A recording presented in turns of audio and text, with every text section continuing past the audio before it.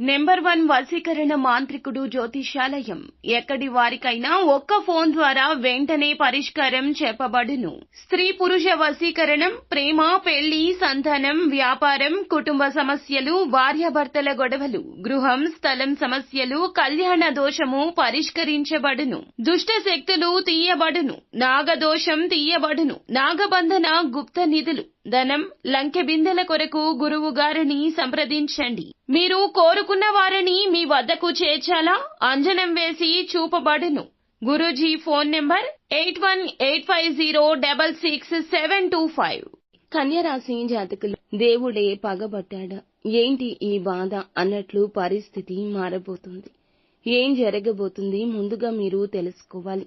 మంచి అయినా చెడు అయినా తెలుసుకుని మన పరిస్థితుల విషయంలో మనం జాగ్రత్తగా ఉండాలి.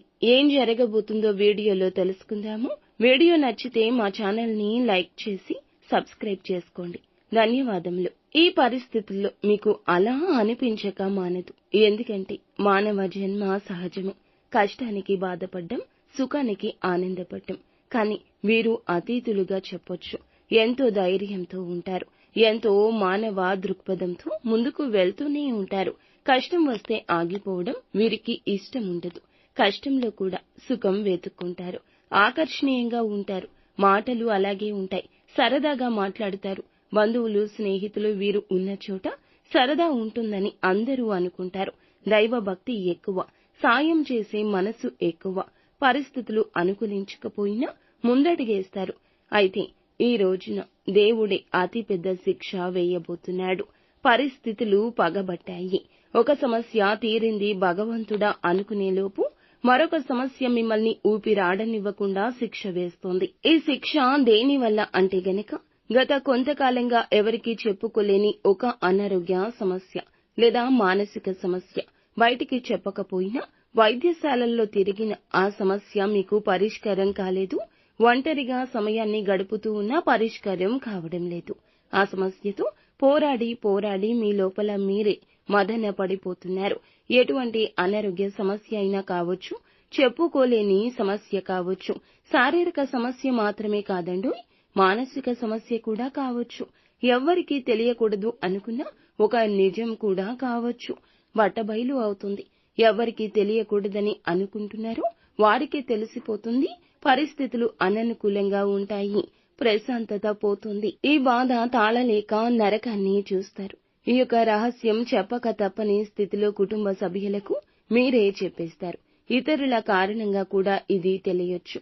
ఈ ముఖ్యమైన పనులు అన్నీ కూడా ఈ రోజు స్తబ్దుగా అయిపోతాయి. ఎక్కడ పని అక్కడ ఆగిపోతుంది. ఎందుకంటే వాయిదా పడుతుంది. రాబోయే అవకాశాలు, వచ్చిన అవకాశాలు కూడా చేజారిపోవచ్చు. ఆరోగ్యం విషయంలో ధనం పొదుపు చేయడం మంచిది కాదు. కుటుంబానికి ఎంత అవసరమో, కుటుంబంలో మీరు ఎంత అవసరమో తెలుసుకోండి. అలాగే అజాగ్రత్తగా ఉండొద్దు. ఎదుటి వారి మాటల విషయంలో అప్రమత్తత ధ్యేయము. నవ్వుతూ మాట్లాడిన వ్యక్తులతో పర్సనల్స్ చెప్పొద్దు. ఇలా చెబితే ప్రతికూల పరిస్థితులు దేవుడే ఇస్తాడు. మంచి పనులు అన్నీ చూస్తూనే ఉన్నాడు. భరించగలిగిన కష్టాలే భగవంతుడు పెడతాడు. తెలుసో తెలియకో చేసిన తప్పుల రీత్యా కష్టమనేది ముందుకు వచ్చింది. ధైర్యంగా ఉండండి. సమస్య ఎదురొడ్డి పోరాడే పరిస్థితి ఉంటుంది. కొండంత ప్రేమను చూపించే భగవంతుడు. కర్మఫలం మాత్రమే మీరు అనుభవిస్తున్నారని గుర్తుంచుకోండి. సుఖం వెనుక కష్టం తప్పకుండా ఉంటుంది. ఇది పరీక్ష సమయం. నీతి నిజాయితీ, మీ ధర్మబద్ధత తప్పకుండా గెలుస్తోంది.